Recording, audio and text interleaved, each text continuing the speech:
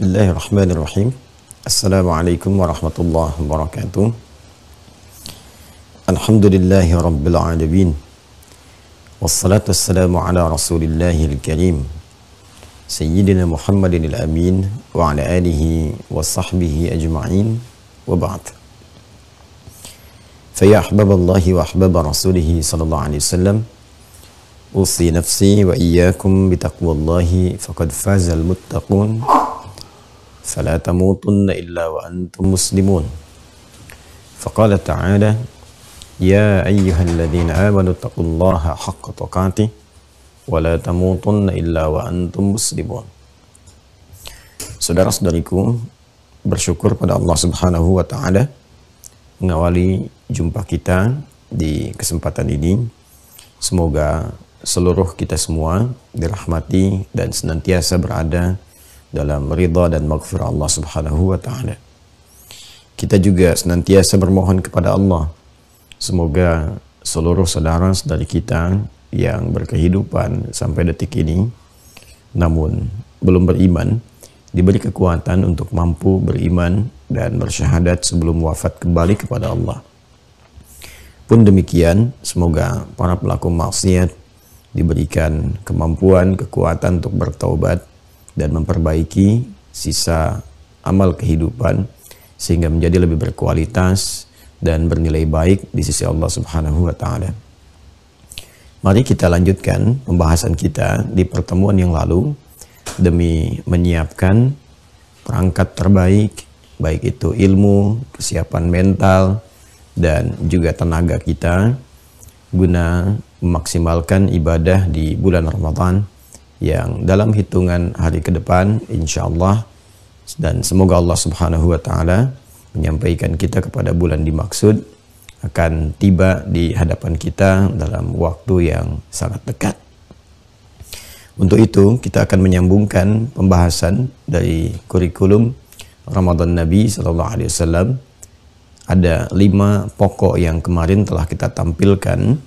1 telah kita uraikan, yaitu bagaimana kita menyiapkan satu amalan penting yang mengiringi Ramadan, yaitu berinteraksi dengan Al-Quran.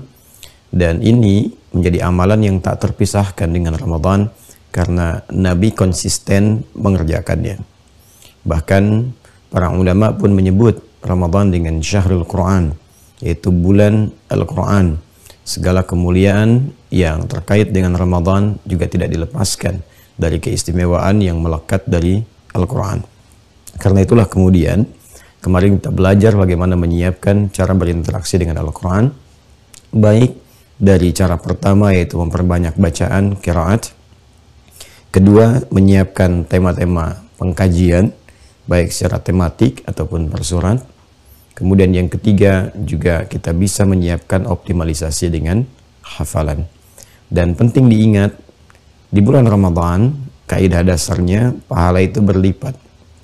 Kaidah dasarnya pahala berlipat. Insya Allah setelah kita tuntas mengenal kurikulum Ramadan Nabi, kita juga akan mencoba untuk menggali hadis-hadis yang terkait dengan petunjuk penunaian atau mengisi kegiatan di bulan Ramadan.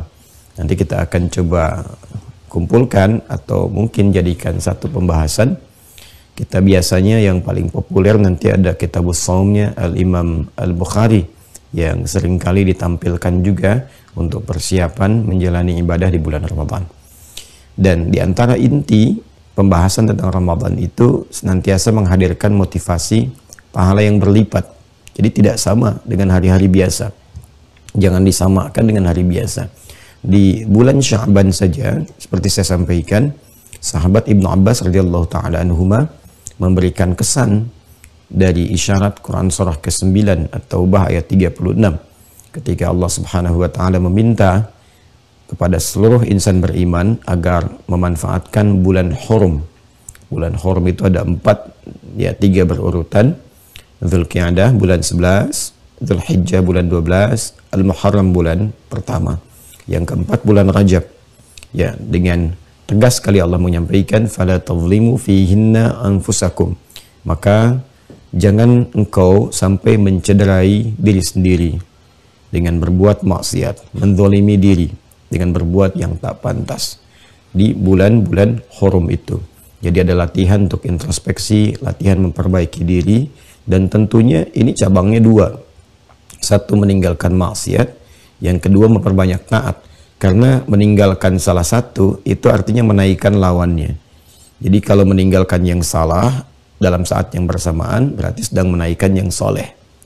Ya, kalau ada orang meninggalkan yang soleh pada saat yang bersamaan berarti dia sedang menaikkan yang salah. Karena itu Ibnu Abbas radhiyallahu taala anhuma memberikan satu tafsiran, kata beliau, saat kita memaksimalkan dan mengamalkan apa yang Allah kemudian perintahkan dengan meninggalkan maksiat yang dikhususkan di bulan hurum ini, berarti nilainya spesial. Spesial, memiliki peningkatan dari bulan-bulan biasa. Jadi kalau kita bisa mengamalkan itu, artinya pahalanya berlipat dibandingkan dengan bulan-bulan dan waktu biasa. Di waktu biasa aja kita diminta untuk meninggalkan maksiat, meningkatkan taat.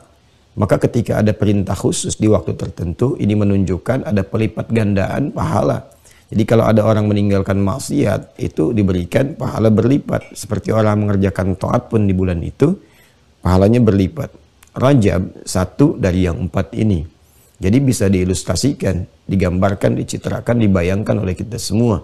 Jika bulan Rajab saja misalnya meningkatkan ketaatan, menghindarkan maksiat, bisa berpotensi mendapatkan pahala berlipat, maka bagaimana dengan Ramadan yang jaminannya itu sudah langsung disebutkan spesifik, baik dalam Al-Quran ataupun hadis-hadis Nabi Muhammad SAW. Nah, karena itu berinteraksi dengan Al-Quran di bulan Ramadan pahalanya nggak sama dengan hari-hari biasa. Jadi kalau hari biasa kita baca satu huruf saja sudah berpotensi mendapatkan 10, saya katakan berpotensi itu karena nanti bergantung kadar keikhlasan kita dan kesungguhan.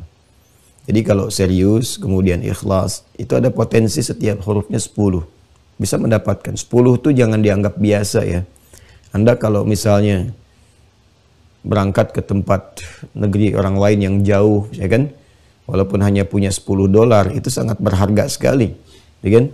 Anda di Indonesia jangan berharap kalaupun misalnya berkehidupan tidak punya 10 rupiah, itu 1000 nggak akan bisa jadi 1000.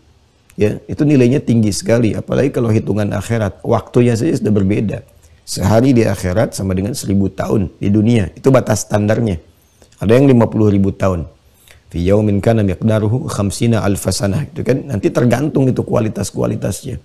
Jadi saya ingin katakan kalau harinya saja satu hari bisa dengan 1000, maka satu akhirat itu jangan digambarkan serupa dengan hitungan dunia, itu nggak sama. Karena itu Nabi pernah memberikan gambaran, itu ada potensi jaraknya saja 1 ke 2 itu bisa 500 tahun. 2 ke 3 bisa 500 tahun. Itu di hadis Muslim mengilustrasikan, menggambarkan bagaimana orang yang baru sampai ke masjid dengan niat ibadah. Itu baru nyampe aja udah dapat 25 kebaikan. Jarak 1 ke 2-nya 500 tahun. 2 ke 3 500 tahun. Nah ini sangat menarik. Jadi kalau kita punya bekal 10 aja udah dikalikan 500 tahun misalnya. Ada 5.000, ya kan? Itu jarak-jaraknya kalau bisa digambarkan sehari misalnya kan, sama dengan 1000 tahun, itu 5000 berarti kan punya bekal untuk 5 hari itu. Kalau mau hitung-hitungan ya, tapi kan kita tidak tahu apa yang terjadi kemudian, kan gaib sifatnya. Kita hanya diperintahkan siapkan. Modalnya adalah yakin, modalnya adalah beriman. Ya, maka ditampilkan oleh Allah pembuktian-pembuktian itu saat di dunia supaya menambah keyakinan kita untuk kehidupan akhirat. Itu modal kita itu. Ya, ini yang paling penting. Karena itu siapkan sebaik-baiknya. Dan Ramadan melipat gandakannya kita nggak tahu berapa dilipat gandakan. Karena redaksi hadis qudsinya itu kan as-siyamu li wa ana ajzi bihi. Ya kan? Puasa itu hubungan antara hamba dengan Allah. Langsung. Jadi sifat korektifnya itu langsung antara hubungan kita dengan Allah. Dan kita yang bisa juga menilai ya dalam konteks ini apakah kita berpuasa atau tidak, serius atau tidak di hadapan orang seperti orang bisa puasa. Tapi masuk kamar bisa makan gitu kan. Nah makanya hubungan pengawasannya, hubungan kemudian kesungguhan, ketulusannya itu terhubung sepenuhnya dengan Allah Subhanahu wa Ta'ala. Karena itulah kemudian kuantitas pahala yang diberikan pun itu Allah yang memberikan berapa banyaknya. Ya, tapi standarnya itu berkali lipat dari hari biasa. Jadi kalau sekarang dapat 10 setiap huruf, Ya, dalam interaksi dengan Al-Quran, kita bacakan alif, lam, mim, misalnya kan, standarnya kita hitung 3 huruf, alif, lam dengan mim, kalikan 10, 30. Ya, maka kalau kita masuk ke Ramadan, ambillah standarnya kali 10 lagi misalnya. Itu ada 100. Kan? Ambil standarnya kali 10 lagi. Kan standar kali standar. Itu kan? Satu huruf kan standar 10. Jadi standar pahala itu 10. Di setiap perbuatan kebaikan. Disebut dengan hasanah. Dalilnya Quran surah ke-6 itu, ayat 160. Man jaa bil hasanati falahu asyru amsalihha. Siapa yang mampu mendatangkan perbuatan kebaikan bernilai pahala hasanah, dia dapat 10 kali lipat. Nah, jadi kalau ada seseorang mengerjakan 1 kebaikan, dapat 10, itu kan standar. Nah, sekarang kalau kita jadikan ini sebagai pengali standar saat Ramadan, 10 kali 10 dapatnya kan 100. Artinya, di setiap hurufnya ada potensi paling minimal 100 kebaikan. Itu Ramadan. Ya, lalu kalau tanpa batas berapa gitu. Jadi sayang kalau nggak disiapkan dari sekarang. Karena itu, semua potensi-potensi amal yang bisa dilakukan saat Ramadan itu mesti disiapkan dari sekarang untuk diwujudkan. Karena limpahan pahalanya begitu besar. Rahmatnya itu luas sekali. Maghfirahnya, Masya Allah. Kan? Dan itu bekal-bekal positif yang menjadikan kita berpeluang mendapatkan semua kebaikan paripurna yang bisa diraih. Apalagi gitu yang nggak ada di Ramadan. Lailatul Qadar ada, ampunan ada, rahmat ada, lipat ganda amalan ada. Jadi kalau orang nggak bahagia ya, mendekati Ramadan atau berpeluang mendapat itu, menurut saya agak kurang sehat gitu. Ya, agak tidak tepat apa yang kemudian terjadi. Pasti ada yang salah itu, pasti ada yang keliru. Makanya redaksi malaikat itu ketika berdoa dan diaminkan oleh Nabi itu jelas sekali, raghima'an farajulin gitu kan, mu'dan liman adraka ramadhana falam yughfar lahu. Keterlaluan tuh. Ya, terhina sekali kalau ada orang nyampe ke Ramadan mendapati potensinya, momentumnya, tapi untuk mendapat ampunan saja dia nggak mampu gitu kan. Ya, itu sindiran tajam keras dan Nabi mengaminkan. Amin kata Nabi itu. Itu hadisnya sahih itu. Ya, ada di kitabnya Al-Mustadrak, susunan Al-Imam Al-Hakim An-Naisaburi. Ya, jadi kita akan siapkan potensinya apa saja. Ada potensi tenaga kan, ada potensi harta, ya kan? Ada potensi ilmu, macam-macam tuh. Semua potensi itu ya coba disiapkan untuk dimaksimalkan saat Ramadan. Ada potensi kedudukan, ya, kan bisa bikin dari sekarang kebijakan-kebijakan yang diamanahi oleh Allah kedudukan. Ya, di perkantoran, di toko, kan toko ada karyawan, itu kan kedudukan juga. Ya, bagaimana Anda menyiapkan skema pekerjaan yang memudahkan ya, karyawan Anda bisa berpuasa dengan baik, saya kan, dan seterusnya. Itu tinggi nilainya. Nah, kemarin kita sudah bahas Al-Quran. Satu, sekarang kita masuk pada bagian yang kedua. Yang kedua, kemarin kita tampilkan menggiatkan sedekah, ya kan, dalam kurung infak ya. Baik. Saya ingin tunjukkan sebentar untuk mengingatkan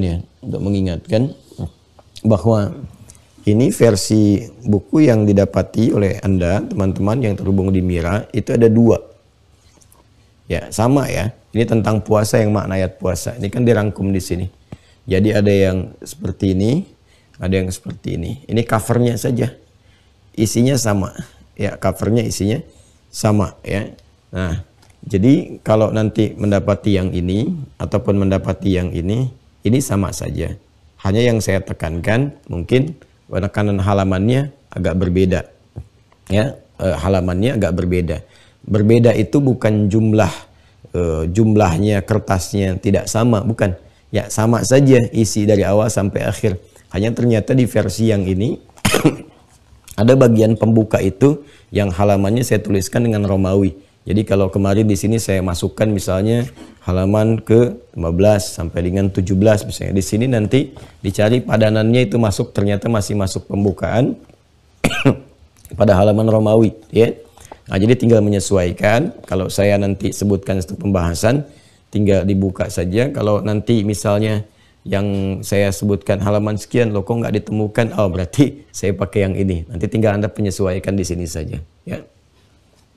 Pembahasan kali ini kalau ada yang ini kan untuk variasi saja sebetulnya ya, cetakannya untuk variasi, covernya dibikin, kadang kita satu buku ada untuk variasi dibikin dua cover misalnya ya. untuk nanti memudahkan, kita ingin tunjukkan bagi teman-teman yang covernya seperti ini ya.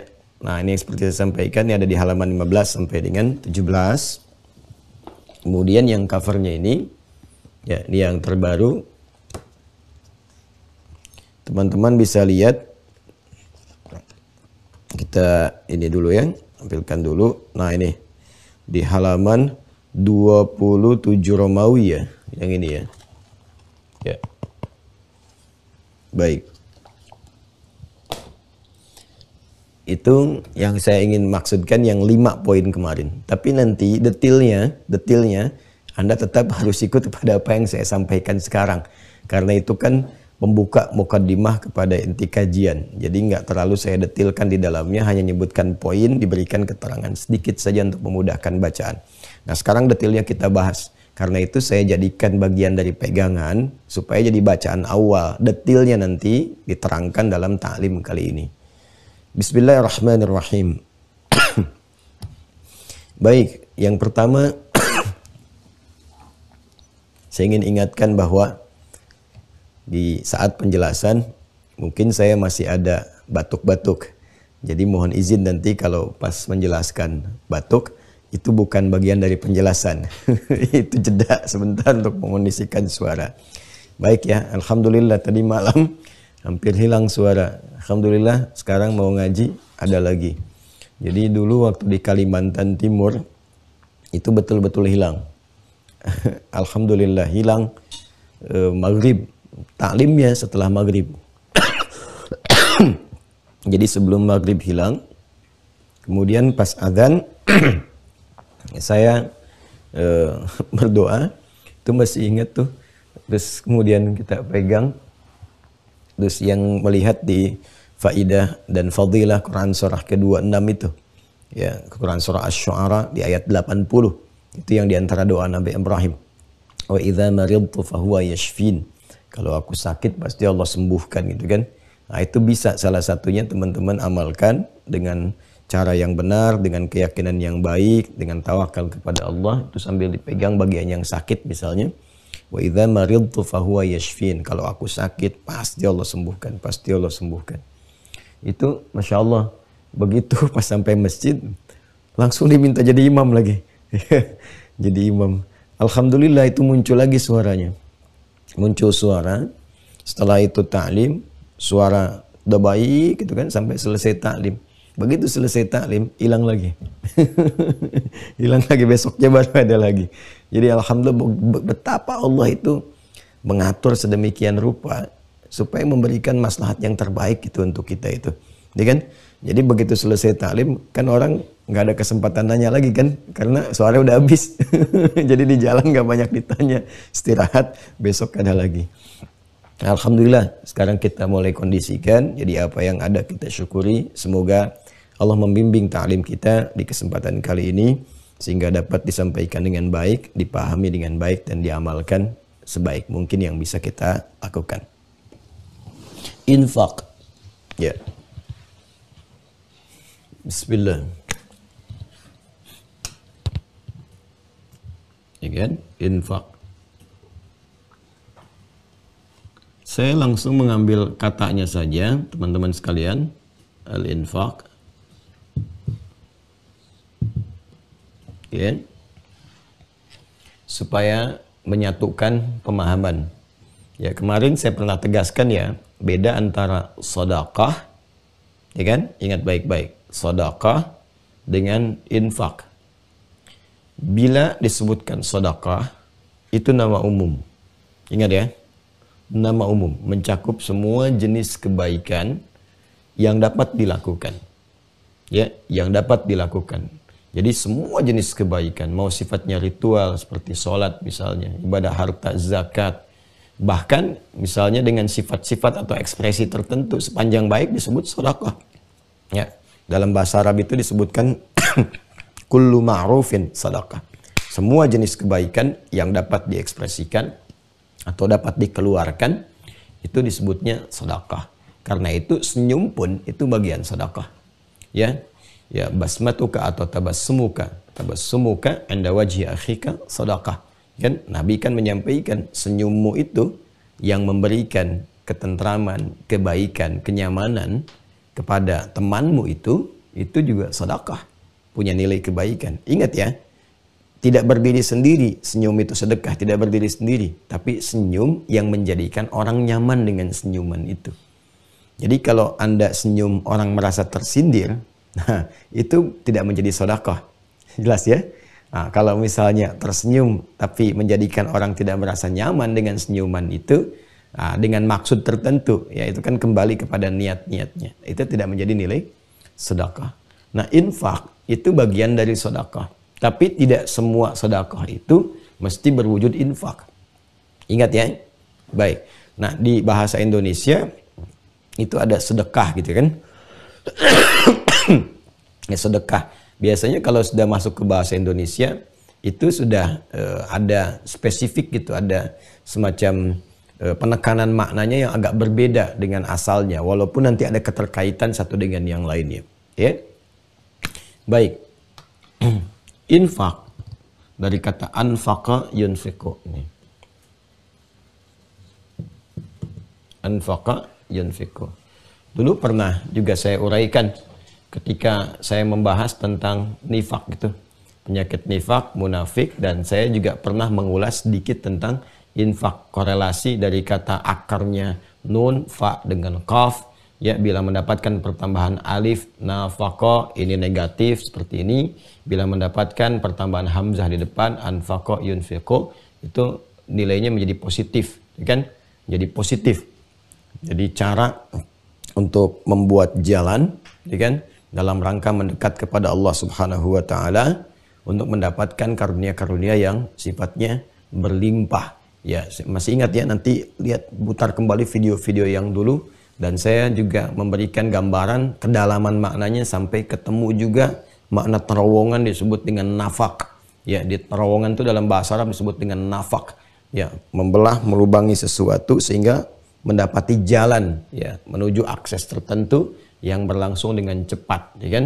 Nah, ini kita itu berinfak seakan-akan kita ingin membuat sebuah terowongan, satu jalan untuk mendapatkan rahmat Allah Subhanahu wa taala dalam bentuk curahan-curahan pahala atau janji-janji terbaiknya. Baik ya. Secara singkat saja. Nanti kalau mau dalam dikaji video yang terdahulu ya. Infak itu artinya pemberian dalam wujud materi sifatnya. Materi. Nah, kalau sudah materi berarti babnya masuk ke harta. Ya, saya ulang ya. Pemberian berwujud materi. Babnya berarti masuknya ke apa? Harta. Kalau ini disupport dengan iman, artinya dorongan untuk memberi ya bersumber dari iman. Kan ada memberi itu bisa karena iba, ya kan? Melihat orang belum makan kita kasih makan misalnya kan, ya. Melihat orang kesulitan karena ada rasa iba diberikan, ya kan? Karena ada tenggang rasa kemudian ya kita merasakan itu lalu kita mencoba untuk berbagi, gitu kan? Nah, itu juga bagian dari rasa-rasa fitrah berkehidupan, itu normal ya. Namun ada yang spesifik. Jika keinginan untuk berbagi itu, keinginan untuk memberi itu didorong karena iman, kan? Karena keinginan untuk bisa menunaikan apa yang Allah perintahkan. Di Allah misalnya berikan perintah, dan yang dikhitab itu yang diperintahkan tuh itu imannya dulu untuk menggerakkan bagian tubuhnya, ya kan? Mengamalkan apa yang Allah inginkan. Jadi imannya diminta, imannya disentuh untuk mengeluarkan misalnya apa yang Allah inginkan, melakukan apa yang Allah inginkan. Nah, maka amal, pekerjaan, ya, tindakan, perilaku yang keluar berdasarkan dari instruksi iman itu, nah itu nanti merubah amal itu bukan sekedar menjadi amal, tapi saleh. Ingat ya, itu yang sering kali saya ingatkan, bahwa iman itu sejatinya akan mendorong perbuatan amal untuk selalu mengeluarkan satu sifat disebut dengan saleh. Jadi soleh itu bisa terjadi, bisa muncul kalau ada iman. Kalau tidak ada iman, tidak bisa menjadikan amal menjadi soleh. Karena soleh itu nama kebaikan yang bersumber dari iman. Baik itu banyak. Ya, ada khair, ada thayyib, ada ma'ruf, itu baik semua itu. Ya, tapi ketika semua kebaikan itu karena didorongkan oleh dorongan iman sehingga melahirkan ihsan, ya kan? Nah, ketika jadi ihsan itu baru kemudian digabungkan menjadi soleh. Jadilah kemudian perbuatan itu disebut dengan soleh. Nah, jadi saya ingin katakan infak itu menjadi amal soleh jika didorong oleh apa? Oleh iman. Paham ya? Jadi kalaupun Anda berbagi misalnya, ini taruhlah ada yang Jumat, ada yang Senin, Selasa, Rabu, Kamis, atau sepekan dia berbagi, apa saja sifatnya dari materi, nah itu berbagi biasa, amal saja perbuatan. Tapi kalau dia terdorong untuk berbagi itu karena imannya ini, kan, maka berubahlah sifat berbaginya itu bukan sekedar amal, tapi juga punya kandungan apa? Amal soleh. Karena itu, kata infak pertama kali ketika diminta kita untuk mengeluarkannya, kan, berbagi, itu didahului dulu oleh kalimat iman. Untuk memberikan kesan kepada kita bahwa ini bukan berbagi biasa. Ini bukan berbagi biasa, tapi berbagi yang punya ketentuannya. Yang berbagi yang memiliki konsekuensi dahsyat di baliknya. Berbagi yang didasarkan pada kepatuhan dan ketaatan terhadap perintah Allah. Nah, di Quran surah ke-2 Al-Baqarah ayat yang ketiga, Allah Subhanahu wa taala mengawali amalan infak ini, ya kan? Infak ini dengan iman terlebih dahulu. Alladzina yu'minuna bil ghaib wa yuqimuna as-shalah wa mimma razaqnahum yunfiqun. Nih, yunfiqun itu bentuk fi'il mudhari dari kata anfaqa. Anfaqa yunfiqu. Kemudian untuk menunjukkan jamak supaya peluang infak ini juga peluangnya meluas, tidak dibatasi bagi siapapun hamba yang ingin masuk ke dalam konteks amalan ini sangat terbuka, maka dijadikan jamak tambah wawu dan nun. Kalimatnya berubah jadi yunfiqun. Nah, seperti ini. Oke, dari anfaqa, yunfiqu, kemudian yunfiqun. Menariknya, kemudian bukan sekedar ingin menyelaraskan kata antara yu'minun dengan yunfiqun, tapi juga menunjukkan progresivitas dan kontinuitas. Progresif dan kontinu, ya. Jadi teman-teman sekalian, izin sebentar kalau kita kembali ke sini. Allah Subhanahu wa taala memberikan kesan bahwa ciri insan beriman itu kalau benar imannya, ya, pertama dalam hal amalan terkait harta itu Allah beri peluang berupa infak. Ketika akan berinfak pun, nah ini dia bukan berinfak pada 1-2 kejadian, ya, pada 1-2 momentum, tapi infak itu memang menjadi bagian kegiatan rutin yang dia kerjakan, yang sifatnya kontinu, ya, baik sekarang berlanjut ataupun di masa depan ketika ada peluangnya. Present, continuous, future. Itu kan maknanya fi'il mudhari itu seperti itu. Ya, jadi ketika kemudian insan beriman itu diperintahkan oleh Allah untuk berinfak, maka yang pertama ciri infaknya itu didorongkan oleh dorongan imannya dalam rangka patuh kepada perintah Allah. Patuh kepada perintah.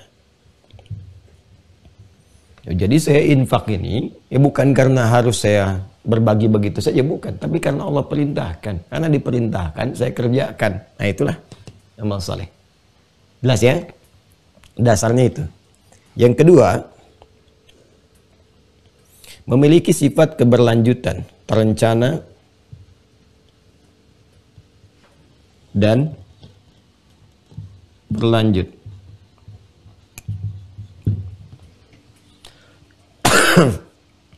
Ini terlihat dari sifatnya katanya yang berbentuk fi'il mudhari. Ya, mudhari itu kan bukan ujug-ujug kemudian terjadi, tidak. Sesuatu yang sedang dan akan. Itu mudhari itu. Sedang dan akan. Ya, mudhara'ah, ya, istiqbal, sesuatu yang sedang dan akan. Artinya kalau akan itu kan disiapkan, direncanakan. Terus ada keberlanjutan. Ya. Karena itu orang-orang yang ingin kemudian mengamalkan amalan infak ini, maka dia harus punya persiapan. Ya, harus punya rencana. Karena itu banyak orang-orang di masa Nabi SAW, itu kan, yang memang motivasi mencari materinya, mencari harta ini dalam berkehidupan tuh, ya, di antara yang paling kuatnya adalah memang untuk memenuhi perintah Allah. Supaya bisa infak, supaya bisa zakat. Jadi orang dulu itu luar biasa ya, kekuatan imannya itu luar biasa. Bekerja peluh dan sebagainya itu, teman-teman. Motivasi menjadi kayanya itu bukan untuk menjadi kaya semata. Bukan buat jadi crazy rich misalnya, ya, menampilkan ini dan itu, atau misalnya mengoleksi ini dan itu, bukan. Tapi motivasinya gimana caranya kaya itu supaya bisa infak. Gitu. Supaya bisa patuh pada perintah Allah. Jadi begitu turun ayat nih, ayat tentang infak, wa mimma razaqnahum yunfiqun, dan dari sebagian rezeki yang kami titipkan kepada mereka, mereka mampu berinfak. Mereka nyari supaya bisa infak. Itu dahsyat itu. Gimana ya bisa mendapatkan kualitas iman begitu?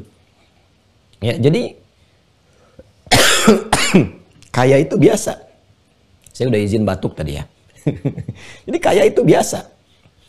Ya, awas ya. Kaya itu biasa. Dia dianggap biasa aja gitu. Makanya ada orang juga yang nggak terlalu tertarik dengan kekayaan. Karena dia orientasinya, saya mau optimalisasi amalan yang ini saja. Ya, ya, terus amalan infaknya saya patuh nih, saya dapatkan segini bisa infak. Tapi saya mau optimal misalnya di amalan tenaga, saya mau optimal di amalan ilmu. Ada yang begitu.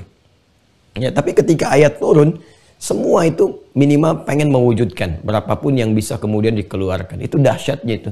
Nah, ada yang memang orientasinya, oh saya mau kejar amalan ini. Jadi dia ngejar ini, ngejar harta, ngejar materi, supaya bisa apa? Supaya bisa mengamalkan kepatuhan mereka kepada Allah dalam bentuk apa? Dalam bentuk berinfak. Nah, ini ada rencana, ada keberlanjutan. Biasanya amalan yang disiapkan secara terencana, keberlanjutan, dan keluar dari batas fisik. Ya, maksudnya bukan hanya dikerjakan oleh fisikal kita, tapi butuh perangkat yang lain. Nah, itu pahalanya lebih dari sekedar amalan fisik. Misal, sholat ya. Sholat. Sholat itu amalan fisik yang tidak memerlukan harta, kecuali pokok pendukung untuk pakaian menutup aurat. Selebihnya amalan fisik. Artinya apa? Artinya semua kalangan itu disiapkan mampu menunaikan sholat. Tapi untuk infak tidak. Dia butuh materi di luar fisik kita. Pencariannya menggunakan fisik. Dengan fisik, tenaga, pikiran, dan sebagainya, ilmu. Lalu dapat materi. Ini kan di luar fisikal kita. Lalu setelah dapat, mesti dibagi lagi, gitu kan? Dibagi lagi dengan hikmah tertentu. Ya, dengan hikmah tertentu. Toh itu milik Allah juga, dikasih peluang kita untuk beramal, gitu kan? Saat meninggal dunia kan gak dibawa juga. Nah, tapi ikhtiar untuk untuk mendapati itu bersumber dari pencarian kemudian di luar fisik kita, sehingga dapat sesuatu. Ini dibagi lagi. Nah, karena ini diraih berdasarkan ikhtiar fisikal, tapi hasilnya di luar bagian fisik kita, kemudian kita bagi kembali, maka amalannya melampaui amalan fisik. Karena itu pahalanya pun melampaui pahala dari amalan-amalan fisik. Ya, contoh kalau tadi amalan fisik ada sholat, maka infak ini pahalanya itu bisa melebihi pahala sholat. Ya, dengan kata lain, ini peluang pahalanya bisa berlimpah, pahala yang berlimpah. Ini ciri khasnya. Ini ciri khasnya. Jadi kalau sekali sholat dapat 10, sekali infak belum tentu 10. Ya, bisa lebih banyak lagi. Al-Quran, kalau ini udah nggak ada bandingan, ini istimewa sendiri gitu kan. Istimewa sendiri. Diukur berdasarkan hurufnya, 10. Ya, satu huruf 10. Tapi, akumulasi pahalanya, kuantitas pahalanya, itu bisa dilebihi oleh infak. Ya, dilebihi oleh apa? Oleh infak. Jadi kalau satu huruf 10 bergantung kita baca berapa gitu kan, dapatnya itu kalau diakumulasikan banyak ya dengan sekian ayat, sekian huruf, tentu akan istimewa sendiri. Saya minta maaf sekali lagi ya untuk penyesuaian pelan-pelan. Tapi kalau kita ingin ambil, ya kan, persatuannya, ini satu huruf dapat 10, ya kan? Ini satu infak dapat berapa gitu. Kalau diakumulasikan ayat tentu akan jauh. Al-Quran itu istimewa sendiri lah. Karena itu saya tempatkan nomor 1 kemarin, ya kan? Tapi kalau kita ambil satuannya per satu huruf sama dengan 10, dan ini ya per infak itu keluar berapa nilainya, ya mari kita lihat. Ini ternyata masih banyak hasil daripada infak. Kenapa? Karena kalau orang baca Quran itu masih fisikal, ya kan? Masih fisik. Kecuali kalau dibagi, ya ilmunya dibagi, dapat lagi tambahan.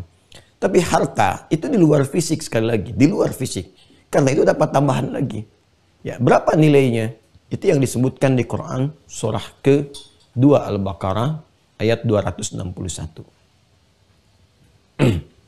Quran surah 2 ayat 261. Jadi saya kasih pembukanya dulu ya, supaya mengerti betul gitu, sebelum sampai kita ke ragam jenis dan caranya. Sudah? Jadi definisi tadi sudah. Infak itu, ya kan, jenis amal soleh dalam wujud materi atau harta, ya kan? Saya sebutkan amal soleh supaya menyingkat saja, udah supaya menyingkat, mengcover iman dan sebagainya. Nah sekarang perhatikan baik-baik. Berapa peluang pahala yang bisa didapatkan? Quran surah 2 ayat 261. Mathalul ladzina yunfiquna amwalahum. Ini jelas disebutkan hartanya. Mathalul ladzina yunfiquna amwalahum. Perumpamaan orang-orang yang berinfak. Ya kan? Menginfakkan harta-harta mereka. Amwal itu jamak dari mal. Harta-harta mereka. Fi sabilillah, di jalan Allah. Ya, sabilillah.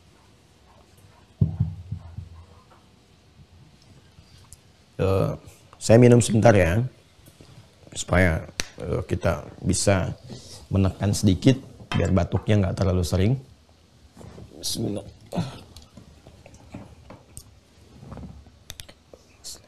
Sebentar. Alhamdulillah.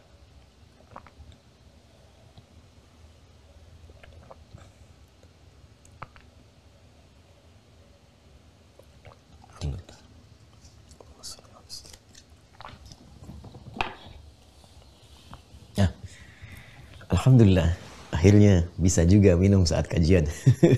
Biasanya saya nggak minum. Bisa saja kita memilih rehat sejenak. Kita rehat sejenak. nggak taklim dulu saya lihat. Tapi saya mengejar kurikulum sebelum sampai Ramadan karena masih banyak yang harus kita bahas. Jadi kalau masih punya kesanggupan saya sampaikan supaya nanti saat Ramadan kita tinggal beramal, itu maksudnya. Ya, kecuali kalau udah nggak kuat sama sekali, ya saya nggak akan nyampaikan. Paling nanti dirujuk ke teman-teman untuk siapkan video-video yang mungkin ada korelasinya, lalu saya beri catatan, maka ditampilkan. Sudah ya? Baik, kembali ke Quran surah kedua ayat 261. Bismillahirrahmanirrahim. Mathalul ladzina yunfiquna amwalahum fi sabilillah. Perumpamaan orang-orang yang mampu berinfak, menginfakkan harta-harta mereka. Ini harta ya. Jadi jelas mengonfirmasi bahwa infak itu amalnya amal harta, materi sifatnya. Jelas ya? Fi sabilillah, di jalan Allah. Nah ini yang saya katakan. Kepatuhan kepada perintah Allah Subhanahu wa taala. Jadi infak yang dimaksudkan bukan infak biasa. Ya, kalau sudah fi sabilillah, di jalan Allah, mesti kenal jalan Allah itu apa saja, ya kan? Yang masuk kriteria fi sabilillah itu kriterianya apa saja. Ini yang harus kita keluarkan. Apa saja sih yang termasuk ragam infak fisabilillah itu? Nanti kita turunkan. Baik dari jenis infaknya apa, kemudian objeknya apa gitu ya. Nah, ini kriterianya. Kamatsali habbatin ambatat sab'a sanabil. Itu setiap yang dikeluarkan itu diilustrasikan seperti satu benih yang menumbuhkan kemudian 7 cabang. Fi kulli sumbulati mi'atu habbah. Dari 7 cabang 7 bagian ini, itu setiap bagiannya mendapatkan 100 benih lagi, 100 biji lagi. Ya. Jadi kalau sederhananya begini, 1 dikali 7 dikali 100. Ya. Jadi berapa? 700. Fi kulli sumbulatin mi'atu habbah. Jadi 1 kamatsali habbatin ambatat sab'a sanabil fi kulli sumbulatin mi'atu habbah. 1 dikali 7 kali 100 dapat 700 kali lipat, 700 kali. Ingat kan tadi? Salat 10 kali kan? Baca Al-Quran setiap hurufnya 10. Ya, walaupun kan hampir mustahil ada orang cuma baca Quran 1 huruf. Nun, stay dulu enggak ya, pasti nyambung kan? Itu tinggal dikalikan berapa. Infak 1 yang keluar kali 700. Ya, kali 700. Ini berapa kali lipat nilainya? Nah, kadang-kadang ada sebagian dai yang bacanya cuma nyampe sini ayatnya, nggak diselesaikan. Ini standar, paling sedikitnya. Belum selesai ayatnya. Belum selesai. Kalau mau kita selesaikan, wallahu yudha'ifu liman yasha' wallahu wasi'un alim. Dan Allah akan berkenan melipat gandakan tanpa batas. Ya, bagi siapa? Bagi yang tidak pernah membatasi dengan hitungan. Jadi kalau ada orang ngitung dengan hitungan standar, dikasih sesuai hitungan. Tapi kalau orang nggak berhitung, terserah Allah deh. Yang penting saya itu berinfak karena saya ingin patuh terhadap ketentuan Allah. Ini, ya, yang penting saya pengen patuh aja. Terserah Allah mau kasih berapa. Nah, bagi orang yang seperti itu, Allah akan berikan melebihi batasan-batasan standar sesuai dengan kehendak Allah Subhanahu wa taala. Sifat iman yang mengiringi amal itu disebut ikhlas. Ya, ikhlas itu kan menjadikan segala hal hanya bergantung kepada Allah. Allahus Samad. Itu kan yang di surat Al-Ikhlas. Ya, qul huwallahu ahad, Allahus Samad. Menjadikan segala hal hanya bergantung kepada Allah. Jadi sepanjang orang beramalnya atau dalam konteks infak berinfaknya, terserahlah. Yang penting Allah ridha. Saya sudah patuh sesuai dengan apa yang Allah tetapkan. Terserah Allah saja. Sikap seperti itu bagian dari keikhlasan yang akan mendapatkan respon langsung ya dari Allah. Ditegaskan di Al-Quran, yudha'ifu liman yasha. Wallahu yudha'ifu liman yasha. Allah akan berikan tanpa batas. Ya, tanpa batas dari gambaran kita. Di luar batasan ini. Ya terserah Allah ngasih berapa. Bisa 7.000 kali lipat, 7 juta kali lipat, 7 miliar kali lipat. Itu Masya Allah. Makanya ada orang yang kelihatannya amalnya kecil, tapi kualitasnya tinggi. Sehingga saking tingginya itu bisa menggugurkan dosa-dosa yang pernah dilakukan. Itu luar biasa gitu. Ya, pernah kan ada kasus seorang perempuan yang kurang baik itu di masa-masa lampau sekali. Ya kan? Yang dengan dia memberikan minum ya, kepada seekor anjing yang tengah kehausan. Kan kisahnya viral sekali. Itu riwayatnya kan sahih. Dia kerjakan apa? Ini. Dasar ketulusan yang sangat dalam. Ya, keikhlasannya, karena keikhlasan dia, ketulusan dia itu Allah berikan anugerah kepada dirinya. Ya, dari berupa ampunan dosa yang menjadikan dengan itu perempuan itu berubah menjadi lebih baik. Ya, dari peristiwa yang dimaksudkan. Jadi setelah terampuni kan nggak akan terjerumus pada dosa lagi. Artinya Allah merubah dia. Bayangkan dengan memberi minum pada seekor anjing, itu kan berubah tiba-tiba kemudian. Ya, dari keadaan yang tidak baik menjadi keadaan lebih baik. Diampuni dosa itu kan artinya tidak terjerumus lagi pada perbuatan buruk. Artinya dikeluarkan dari kubangan dosa itu menjadi perempuan yang lebih baik.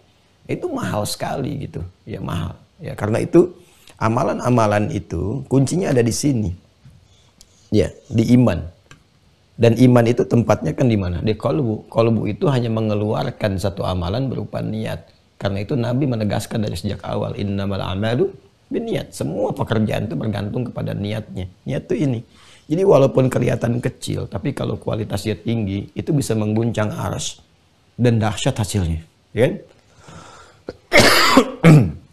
Nanti hasilnya itu bisa berupa pahala, jelas itu. Bisa berupa pertolongan, solusi. Misalnya sedang ada masalah yang akut, ya cepat cari amal soleh yang berkualitas. Ya kan, ingat 3 orang yang terjebak di gua itu yang kisahnya viral. Gimana mereka bisa bebas? Tawasulnya kan dengan amalnya. Ya, yang paling ikhlas itu yang diajukan dan itu bisa menyelamatkan, jadi solusi. Nah, ini yang mau saya katakan teman-teman sekalian. Jadi infak itu peluang pahalanya tinggi, bentuk ibadahnya berupa materi, dan keberkahannya bisa banyak. Selain pahala ini bisa ada pengentasan solusi, bisa ada ampunan dosa, ya, pengentasan masalah berupa solusi, kemudian ampunan dosa. Ada juga yang ke peningkatan pengetahuan. Imam An-Nawawi Al-Bantani itu kalau beliau mau datang ke majlis masyayikh, guru-gurunya itu beliau infak dulu. Ya, sedekah infak dulu. Siapa aja gitu yang didapati itu.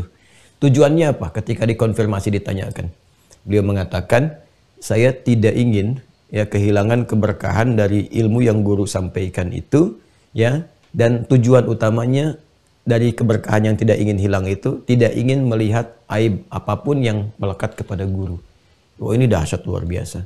Ya, jadi beliau itu belajar, motivasinya untuk mendapatkan ilmu yang kuat, bertakarub kepada Allah, tapi satu yang kita bisa teladani, ya, itu memohon kepada Allah supaya tidak mendapati aib apapun dari guru. Jadi pokoknya yang nampak nggak baik pun jadi baik dalam pandangan beliau itu. Nggak mau tahu pokoknya taunya pengen berkah ilmunya aja. Nah, itu salah satu yang beliau lakukan. Bagaimana sebelum beliau belajar itu, ya, beliau suka bersedekah itu. Ya, suka bersedekah. Dan ini luar biasa. Luar biasa. Ya. Nanti kalau mau dibahas lebih panjang, bisa lebih panjang lagi. Ya, dan lebih banyak lagi batuknya itu. saya padatkan sedikit-sedikit dulu. Karena ini bagian dari amalan takwa. Ini kan bagian dari amalan takwa. Ya, infak ini dzalikal kitabul la raiba fihi hudal lil muttaqin. Ya kan? Siapa yang muttaqin di sini? Alladzina yu'minuna bil ghaib wa yuqimunas shalah wa mimma razaqnahum yunfiqun. Sedangkan takwa bisa menjadi akselerator pengetahuan. Ya, meningkatkan, mempercepat pengetahuan. Ada di Quran surah kedua di akhir ayat 282. Wattaqullah wa yu'allimukumullah. Makanya kalau ingin meningkatkan pengetahuan, semua amalan takwa bisa keluarkan. Salat, Quran, dan salah satunya ini. Ya. Nah, kalau sudah paham ini, saya mau katakan ini di waktu normal. Artinya di semua waktu bisa berinfak. Silahkan gitu kan. Ya, tapi ada waktu yang istimewa, yang melebihi batas-batas normal, yaitu Ramadan. Ya, Ramadan. Ya, Ramadan ini nggak biasa. Ramadan tuh bisa melipat gandakan, ya bisa mendatangkan banyak yang lebih daripada sebelumnya. Karena berlipat-lipat dari sebelumnya, maka semua apa yang saya terangkan tadi, itu saat Ramadan, itu nilainya lebih daripada ini. Jadi kalau misalnya pahala standar segini, bisa berlipat lebih daripada yang standar. Ya, dapat solusi bisa lebih cepat daripada sebelumnya, dan seterusnya. Maka wajar jika Nabi pun Sallallahu Alaihi Wasallam itu memotivasi kuat saat Ramadan itu supaya umatnya itu bisa berinfak, ya, bisa berinfak. Dan kalau disebutkan infak, jangan langsung terbayangnya itu uang gitu. Saya tuh kadang-kadang suka memberikan satu koreksi, ya, karena infak itu wujudnya itu berupa materi, dan materi itu bukan cuma uang, makanan itu juga bagian dari infak. Ya. Harta umumnya dipahami dengan uang, misalnya kan, dalam segala bentuknya. Kemudian makanan. Ya. Masih ingat kan hadis-hadis yang mendorong kita untuk berbagi makanan untuk berbuka. Man aftara shaiman, siapa yang memberikan bukaan kepada orang yang puasa itu, dia berpotensi mendapatkan pahala yang senilai dengan puasanya tanpa dikurangi sedikit pun. Itu orang berlomba-lomba. Ya. Dulu saya zaman-zaman kecil aja, Masya Allah tuh udah pada naruh makanan di masjid, ya. Di zaman-zaman saya kecil tuh di kampung-kampung, Masya Allah ya, di daerah-daerah itu, di kota-kota juga udah banyak kan suka ngumpulin takjil itu. Ya, takjil tuh kan suka diplastikin apa. Ya, di kampung-kampung itu simpan ke masjid bukaan. Bahkan di RW itu kadang-kadang sudah ada edaran ke setiap RT. Itu yang tadi saya katakan, pimpinan bikin kebijakan ke rumah-rumah. Siapa yang mau nyiapkan untuk bukaan 3 hari pertama, 3 hari kedua, atau bahkan dibagi sehari, dibagi setiap rumah berapa. Itu sampai begitu. Yang simpan di masjid demi mengejar ini. Saya nggak tahu ya sekarang tuh yang seperti itu semangatnya masih ada apa enggak gitu kan. Tapi saya merasakan deh. Itu pasti tuh ibu kami itu selalu dapat surat tuh setiap menjelang Ramadan. Ya, nanti dibagi sekian rumah, dihitung dulu satu RT itu ada berapa rumah. Terus di situ kan ada masjid. Ya, jadi nanti dari situ disiapkan ibu ini mau apa, ini mau apa, digabungkan. Jadi menunya tuh tiap hari bisa beda-beda. Itu untuk bisa mendapatkan kemuliaan ini gitu, dalam rangka mematuhi ini. Nggak banyak dalil yang disampaikan, cuma dikasih tahu langsung pengen diburu. Itu kita merindukan tuh masa-masa itu. Ya, saya main waktu kecil-kecil aja, ini kecil anak-anak kecil, seusia saya mungkin SD, ya bahkan dari TK itu ke ini. Ya, untuk gandengan tangan sama anak perempuan saja nggak mau. Ya, ini dengan laki-laki lagi. Itu kan, kan kalau ada main apa tuh yang ada lari-lari itu sambil pegangan gini gitu apa. Itu kalau berputar kayak gini kan ini pakai wasilah ini, pakai kayu atau apa kalau sama perempuan tuh begini, nggak langsung seperti ini. Nah itu ada hal-hal yang saya kira keberkahan di masa lalu yang kita bisa dapatkan. Sekarang mulai luntur tuh pelan-pelan. Ya, dulu praktek bermain pun tertanam dengan sendirinya. Karena apa? Ngaji masih jalan. Ngaji masih jalan. Akhlak masih banyak. Akidah akhlak. Masjid-masjid itu selain tadarusan juga ada pengajaran dan sebagainya. Itu saya kira yang bisa dihidupkan sehingga menjaga. Dan cenderung kehidupan lebih tenang. Enggak ada tuh yang seperti kayak sekarang. Dikit-dikit ribut, dikit-dikit hoax, dikit-dikit pada berkelahi dan sebagainya gitu. Kenapa? Ya, karena ada yang hilang. Coba dievaluasi lagi. Nah, saya mau kembalikan ke sini. Jadi bentuknya bisa makanan. Ya. Nanti kita akan temukan banyak redaksi-redaksi seperti berbagi bukaan untuk orang puasa. Bahkan kalau tak mampu itu masih ingat gak? Walaupun cuman sehirup susu, gitu kan? Masih ada nggak? Ya, air bening, ya, sehirup susu. Bukan cuma sehirup, kasih sesedot aja ya. Udah paling tidak. Kok cuma sesedot? Hadis Nabi. Bukan itu cara memahaminya, tidak demikian. Ya, maksudnya walaupun yang Anda bisa berikan itu, ya, semampu yang bisa kita keluarkan, walaupun hanya senilai dengan air bening atau cuma satu sedotan, hal terkecil lah, kan? Jadi cepat lakukan karena momennya besar, pahalanya banyak. Ya, jangan biarkan ada potensi kita bisa melakukan itu tidak dilakukan. Ya, saya turunkan dulu ya, bisa pakaian. Pokoknya segala hal yang terkait dengan materi yang sekiranya bisa dibagi. Ya. Nah, dan ukurannya yang layak serta bermanfaat.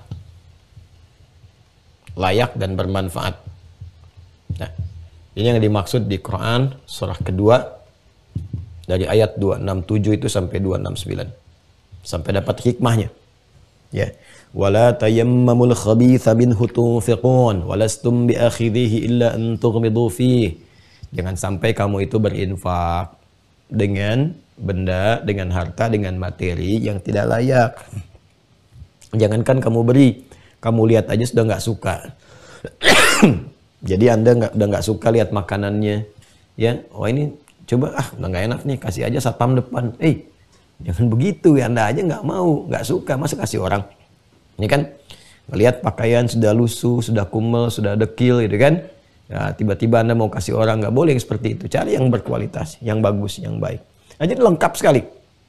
Dari jenisnya diterangkan, kemudian juga dari kualitasnya disebutkan, peluang pahalanya diberikan, dasarnya ditegaskan. Nih, keikhlasan, kepatuhan kepada Allah. Baik, pelan-pelan. Apa saja kemudian yang termasuk bagian-bagian dari infak itu? Ada yang wajib. Ada yang sunnah. Awas ya. Infak wajib, ini baru secara umum dulu ya. Infak wajib itu bentuknya ada yang berupa zakat nanti. Awas ya, wa mimma razaqnahum tunfiqun, dari apa yang kami titipkan kepada kalian berupa rezeki, kemudian kalian berbagi dengan itu semua, berinfak. Ya. Nanti ada yang wajib sifatnya, seperti zakat.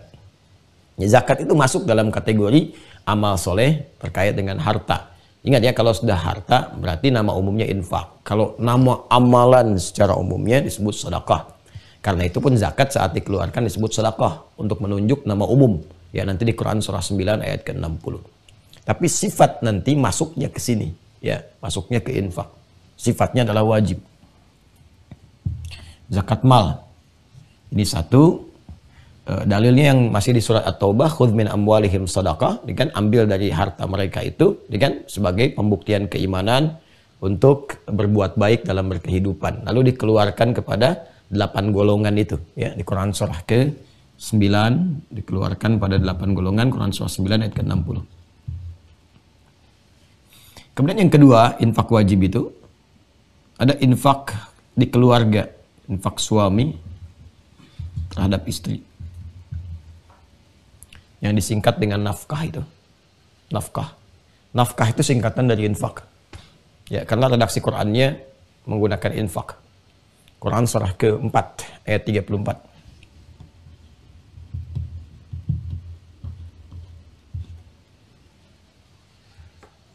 Ar-rijalu qawwamuna 'alan nisa bima faddalallahu ba'dahum 'ala ba'dhin wa bima anfaqu min amwalihim.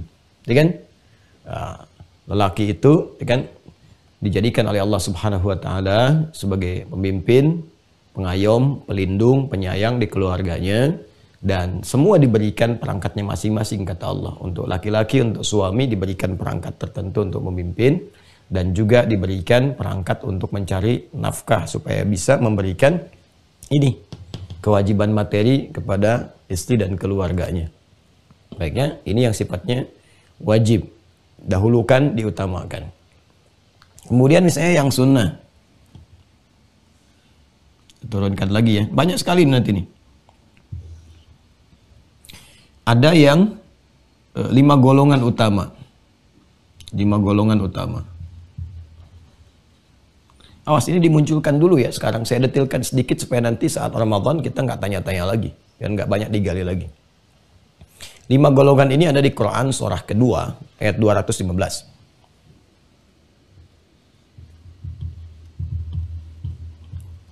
Sudah? Quran surah kedua Al-Baqarah ayat 215. Yas'alunaka madza yunfiqun. Mereka banyak bertanya kepadamu Muhammad sallallahu alaihi wasallam tentang apa yang harus diinfakkan. Qul ma anfaqtum min khair. Katakan kalau mau infak itu harus yang berkualitas, yang bagus. Ini mengonfirmasi yang tadi. Harus layak, bermanfaat, yang terbaik, ya kan? Pertama, lil walidain, orang tua. Jadi orang tua tidak dizakati, orang tua diberikan infak. Orang tua. Nah, ya. Jadi kalau ini kan bentuknya materi, harta.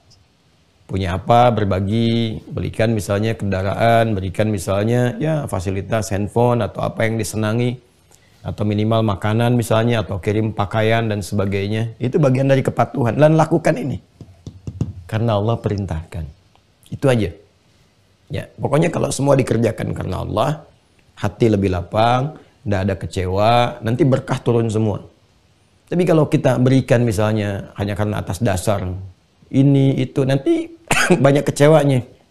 Apalagi karena capaian-capaian dunia, kan? Harapan-harapan dunia, nanti banyak kecewa dan nuntut. Saya sudah kasih ini kok sikapnya begitu. Nah, saya sudah berikan ini kok belum begini juga. Saya sudah tiap hari, tiap bulan saya kirimin begini, tapi ke saya masih begitu. Nah, tuh kan? Tuh, jadi ini menunjukkan bahwa apa yang diberikan bukan karena dasar iman. Ya, hati-hati ya. Jadi kalau semua dasarnya pokoknya karena Allah perintahkan, saya lakukan. Nanti coba lihat aja berkahnya. Ya, apa yang tadi disampaikan tuh, tiba-tiba pekerjaan misalnya lancar aja. Lancar tuh bukan karena Anda pintar. Mungkin ada perbuatan sebelumnya yang menjadikan Allah berkenan melancarkan pekerjaan Anda itu. Bisa jadi demikian. Lil walidaini wal aqrabin, kerabat dekat. Kerabat dekat. Kerabat dekat itu teman-teman sekalian, itu maknanya dua. Bisa pertalian dari kekeluargaan, anak paman, anak bibi, ya, atau anak saudara dan sebagainya, kerabat dekat walaupun tinggalnya jauh. Kan? Anda punya adik Anda punya anak, tinggalnya nggak di lokasi yang sama dengan Anda, beda kota, beda kabupaten, bahkan beda provinsi, kan? Kerabat dekat. Ada juga yang menafsirkan adalah tetangga dekat, ya, yang dekat di sekitaran kita. Mungkin tetangga beda berapa rumah, satu RT, misalnya satu RW dan sebagainya. Itu kerabat dekat. Dengan dua tafsirannya tadi yang sudah saya sampaikan. Yang ketiga, wal yatama, nah yatim. Disebutkan bentuknya umum. Ini menarik nih. Di zakat nggak ada yatim, tapi di infak ada yatim. Jangan cepat disimpulkan, awas. Karena zakat memberikan sifat. Innamas sadaqatu lil fuqara wal masakin wal 'amilina 'alaiha wal mu'allafati qulubuhum wa fir riqab wal gharimin wa fi sabilillah wa ibnis sabil. 8 golongan. Ya, contoh ambil 1 dan 2 misalnya, fakir dan miskin. Itu kan? Apakah semua anak yatim itu fakir miskin? Belum tentu. Ya, mungkin ada anak orang yang Masya Allah hartanya melimpah, triliunan macam-macam, menurunkan anak-anaknya. Ya, orang tuanya meninggal, tinggal anaknya. Tapi dia menerima warisan 1 triliun misalnya. Masa nerima zakat? Ya, kan tidak gitu kan? Kan tidak. Jadi sifat zakat itu lebih spesifik kepada sifat-sifat pokok yang memang membutuhkan support harta untuk berkehidupan. Ya. Kalau ada yatim-yatimnya masuk kategori du'afa dari kalangan fakir atau miskin, berhak dia terima zakat. Tapi status yatimnya pun berhak menerima infak. Ya, dalam konteks infak yang sunnah. Ya, jadi kan ini ada yang zakat, yang wajib nih, ada yang sunnah. Nanti zakat ada turunannya lagi. Kan zakatnya nanti ada emas, ada ini, ada itu, macam-macam. Jadi saya ambil yang pokok untuk memudahkan saja. Nah ini untuk yatim yang ini. Tapi kalaupun ada yatim misalnya, dia berkecukupan, dia bukan fakir, bukan miskin, tapi yatim, orang tua meninggal. Maka kita bisa support dengan infak yang sunnah. Kasih dia hadiah yang mengentaskan kegundahan dia. Bukan dari pos zakat ini, tapi pos yang sunnah yang ini. Ya, misal kita lihat, wah ini ada sahabat kita nih. Hidupnya memang sudah matang, sudah bagus. Tapi ada anak kecil ditinggalkan, yatim dia. Ya kan? Masya Allah. Tapi kita senang, kita lihat dia nih, dia tuh senang sesuatu. Senang pakaian model A misalnya kan. Senang mainan model B. Belikan itu. Dari sini, dari pos infak. Itu nilainya tinggi. Karena apa? Karena kepatuhan kepada perintah Allah. Dan nanti lihat hasilnya. Begitu itu diberikan, apa yang terjadi pada hidup kita itu? Mungkin di antara ini semua bisa didapatkan selain pahala. Ya, ada kemudahan hidup, tiba-tiba misalnya kita tuh bergerak kepada pengen yang baik saja, terus ada kelapangan hati, terus dibuka hikmah oleh Allah, yutil hikmata may yasha. Ya, bagaimana kalau saya besok begini, anak saya begini dan sebagainya, itu selalu terbuka. Muncullah rencana-rencana baik dari situ. Ya. Nah, ini yang dimaksudkan. Jadi kalau yatim di sini pun punya kemampuan dan sebagainya, itu tidak menghilangkan hak dia mendapatkan ini infak yang sunnah dalam bentuk pemberian materi. Mungkin dari wujud yang dia sukai atau belum, nggak semuanya orang bisa memberi, nggak harus mewah-mewah, apa yang kira-kira menyenangkan hati dan sebagainya. Itu maksudnya. Wal masakin, kalangan du'afa dari kalangan miskin. Miskin diapresiasi 2 kali di sini. Dimasukkan ke dalam bagian penerima zakat yang wajib dengan yang infak sunnah. Kenapa? Karena miskin itu keterangannya asalnya adalah orang yang punya kemampuan berusaha dan dia berusaha, cuma hasil yang dia dapatkan belum memenuhi kebutuhan pokoknya. Ya, dia ada pokok yang dia dapatin di rumah misalnya 1 juta, dia bekerja cuma dapat 700.000, ya kan? Dari pos zakat cuma dapat 150.000, 850 masih kurang 150. Ya, maka boleh disupport dari infak. Ya, makanya dia dapat 2 bagian. Kalau fakir dicukupkan bagian dari zakatnya karena nggak kerja, jadi diukur nggak punya kemampuan untuk mencari dan hidupnya tidak terpenuhi karena nggak ada kemampuan mencari itu. Maka ini yang dimaksudkan. Kemudian wabnis sabil, yang kesulitan di perjalanan, ibnu sabil. Ya, yang diverifikasi memang sedang ada kegiatan. Ini yang dimaksudkan kegiatan-kegiatan positif, ya, bukan kegiatan negatif. Mau kemana Pak? mau judi cuman kehabisan bekal. Nah, itu nggak usah dikasih, dosa ngasih yang kayak gitu ya. Jadi bukan orang pelaku maksiat di perjalanan dikasihkan, ini tidak. Yang dimaksudkan orang-orang dalam konteks yang umum, kegiatan positif yang baik dalam kegiatan-kegiatan keagamaan misalnya ya. Ada orang kehabisan bekal saat umroh, saat haji, atau saat misalnya mau sholat id di tempat tertentu, pulang-pulang kehabisan ongkos dan sebagainya, atau kehilangan dan seterusnya, ini bisa dibantu. Atau kasus umum yang sifatnya kemanusiaan, ya kan? Tiba-tiba ya datang ke satu tempat, ke kota, kehilangan misalnya barangnya apanya kan, terus dia minta bantuan, tapi dipastikan dengan cara yang benar, bukan modus. Ya, bukan modus sana sini kelihatan, terlihat tiba-tiba tidak seperti apa yang digambarkan. Ya, cek lagi. Ini ada 5 ya teman-teman ya. Ada 5 bagian ini. Nah ini gambaran yang sunnah, di antara contoh yang sunnah. Selebihnya nanti bisa macam-macam. Ya, kalau Anda bisa temukan sendiri nanti bisa lihat. Ya, siapa saja nanti yang sunnah ini bisa dibagi. Saya tidak katakan bahwa orang fakir tidak bisa menerima infak, tidak. Saya tidak katakan demikian. Namun ini yang pokok yang ditekankan. Di luar ini artinya bebas. Infak itu kan bebas sebetulnya. Pemberiannya mau bagi siapa saja nggak ada masalah. Tapi kalau ada yang pokok yang ini dahulukan dulu ini, kan? Dahulukan dulu yang ini. Karena yang tadi yang fakir ini bisa menggunakan pos yang zakat, selesaikan, udah selesai, kan? Yang ini karena mungkin ada hal-hal yang lain yang dia harus tempuh dan sebagainya belum tercukupi, bisa support, silakan. Ini nggak ada masalah. Jadi kalau Anda mau berbagi kepada yang fakir pun pakai infak, boleh, silakan. Karena luas sifatnya. Ya, dengan teman, kerabat, traktir ini, traktir itu bagian dari infak. Sepanjang kita niatkan untuk taat kepada Allah Subhanahu wa Ta'ala. Selebihnya apa? Nah, dari sini ada yang menarik nih. Selebihnya, kalau kita ingin cover tingkat yang di atas ini, ada lagi tingkat perjuangan. Di atas ini sifatnya, tingkat perjuangan. Nah, jadi kalau ini fisabilillahnya di jalan yang Allah telah tetapkan. Apa yang Allah telah tetapkan? Satu, ini berdasarkan nas langsung, ya, berdasarkan ayat. Yang kedua, apalagi yang Allah tetapkan? Nih, tingkatnya di atas ini. Di atas ini nilainya. Jalur perjuangan. Perjuangan itu apa saja sifatnya? Misal, ada yang sifatnya perjuangan militer. Ya. Tuntutan untuk mempertahankan kedaulatan misalnya kan. Karena dengan mempertahankan kedaulatan yang terancam sifatnya, iman juga bisa terancam. Karena itu saat dulu pasukan-pasukan Belanda, sebelumnya Portugis dan sebagainya, menginvasi, menjajah itu Indonesia, itu seruan-seruan para ulama. Ya, kompak semua.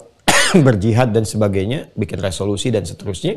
Itu apa tujuan utamanya? Mempertahankan iman. Ya, mempertahankan iman. Kenapa? Karena kalau wilayah ini sudah dikuasai, iman juga jadi bermasalah. Sulit akses untuk ibadah dan sebagainya gitu kan. Nah, maka dorongan kemudian mempertahankan kedaulatan, dorongan mempertahankan, membantu negara, bangsa, itu didorong kuat oleh agama, oleh iman. Kenapa? Karena akan ada korelasi dengan keutuhan mempertahankan iman. Keamanan negeri berpengaruh kepada kekuatan iman. Keamanan negeri berpengaruh kepada kemudahan dalam mengimplementasikan nilai-nilai keimanan. Makanya saya sering katakan, orang-orang Islam itu kalau dijaga dengan baik, gitu kan, difasilitasi untuk ibadah dan lain sebagainya, itu jangan disangsikan kecintaannya kepada negeri. Akan jadi orang pertama yang berjuang. Lihat aja masa-masa kemerdekaan, itu kan, bisa kelihatan dari suaranya, dari teriakannya, dari semangatnya, dari sahamnya dan sebagainya. Nah ini bukan sekedar bergabung, semua diberikan. Ya, anfiqu fi sabilillah. Saya berinfak di jalan Allah semua, itu bisa keluar. Kita nggak usah tarik terlalu jauh ke masa Nabi. Coba lihat di masa-masa perjuangan, ya, Negara Kesatuan Republik Indonesia itu, yang masakin nasinya, yang nyumbang emasnya.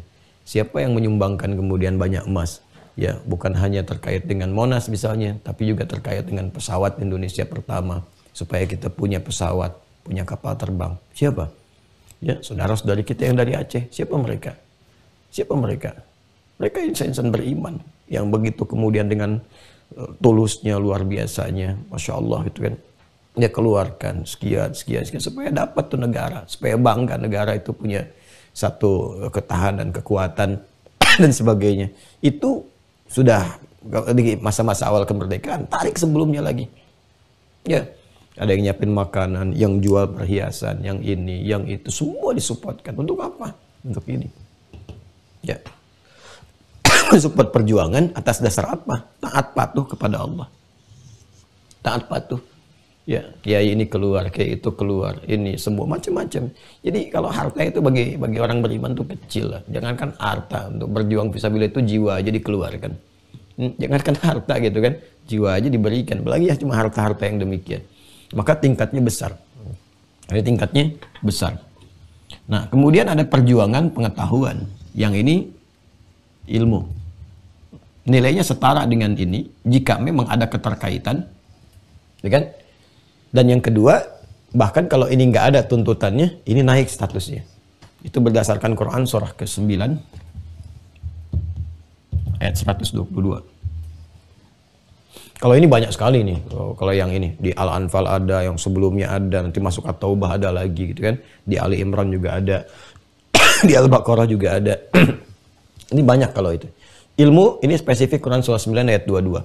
Wa ma kana al-mu'minuna liyanfiru kaffa falawla nafara min kulli firqatin minhum ta'ifa liyatafaqahu fid din wa liyunziru qaumahum idza raja'u ilaihim la'allahum yahdharun. Ini ayat yang menyejajarkan antara pentingnya pengetahuan yang setara juga dengan sifat-sifat perjuangan fisik militer. Artinya nanti Quran sudah memprediksi 15 abad sebelumnya akan ada pertarungannya, aksinya bukan lewat fisik tapi lewat pengetahuan. Pertarungan pengetahuan, bahkan itu akan menentukan kreasi apa yang bisa dibangun, wujud apa yang bisa lahir, yang bisa berpengaruh pada keadaan fisik. Dan ini nyata sekarang. Sekarang kita ada pada pertarungan pengetahuan, opini, kan? Ya, peperangannya sudah tidak menggunakan saat ini terlihat alat-alat fisik, ya, walaupun berbagai negara sudah mengembangkan macam-macam, riset ini itu. Makanya ya kita jangan sampai tertinggal sibuk ngurusin sesuatu yang ya remeh-temeh, kan? Sementara global itu udah bergerak kemana-mana, buat ini, buat itu, dan seterusnya. Ada yang nembus sampai ke ya planet-planet, ada yang macam-macam dan seterusnya. Ada persiapan tertentu. Itu hasil dari apa? Hasil dari ilmu, pengetahuan. Ya, sudah ke biological warfare, itu kan. Apalagi misalnya sudah ke pakai teknologi nano, udah segala rupa lah gitu. Ya. Nah, jadi ini yang paling penting. Belum nanti terkait dengan penggiringan opininya, propagandanya, macam-macamnya. Ini pertarungan ada di sini. Dan sekarang terasa sekali kan di media baik media sosial, elektronik, macam-macam dan sebagainya. Sekarang bagaimana? Belum ada riset tuh. Ya, kemampuan masyarakat Indonesia dalam menyaring informasi yang benar. Ini kan pondasinya ini. Ya, maka penting kemudian ada orang-orang hebat yang disiapkan, yang disupport, yang belajar. Nabi itu kan dikelilingi oleh orang-orang pintar. Selain orang-orang yang kuat, ya tipikal Umar, Khalid bin Walid, terus hartawan, tipikal Abu Bakar, Utsman bin Affan dan sebagainya. Tapi juga ada orang-orang kuat yang diberikan beasiswa oleh Nabi untuk belajar, disebut dengan Ahlus Suffah. Ya, ada Abu Hurairah, termasuk nanti Ali bin Abi Thalib itu, ya, yang berjuang di pengetahuan. Banyak sekali. Ibnu Abbas radhiyallahu taala anhuma itu ada di jalur ini, pengetahuan. Nabi kasih beasiswa ini, Ahlus Suffah ini. Dia tinggal di satu sisi, ada sisi bagian tuh yang kalau kita masuk berarti dari pintu depan itu, pintu Umar bin Khattab lurus, nanti begitu masuk area masjid yang ada lampu manik-manik di sebelah kiri tuh, yang ada selasar tuh ke arah tempat makamnya Nabi sallallahu alaihi wasallam itu Ahlus Suffah. Ya, di sebelah kiri kalau dari posisi masuk gitu. Nah, itu Ahlus Suffah itu dapat beasiswa dari Nabi itu. Nabi ngajar. Beasiswa yang dimaksud Nabi kasih berupa makanannya, kan? Kadang-kadang kebutuhan-kebutuhan tertentu dia didoakan juga oleh Nabi dan seterusnya. Itu Masya Allah itu.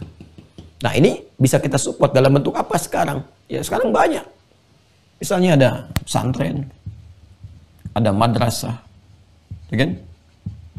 Ya, kalau perlu dicari itu seleksi siswa-siswa hebat, kirim keluar belajar, kan? Nah, kemudian dikasih pembiayaannya, ini dari pos infak itu masuk fisabilillah. Boleh masuk, kan? Ya, bahkan nanti ada kaitan juga dengan bagian dari zakat yang bisa disalurkan. Ini pos infak masuk ke sini. Ya.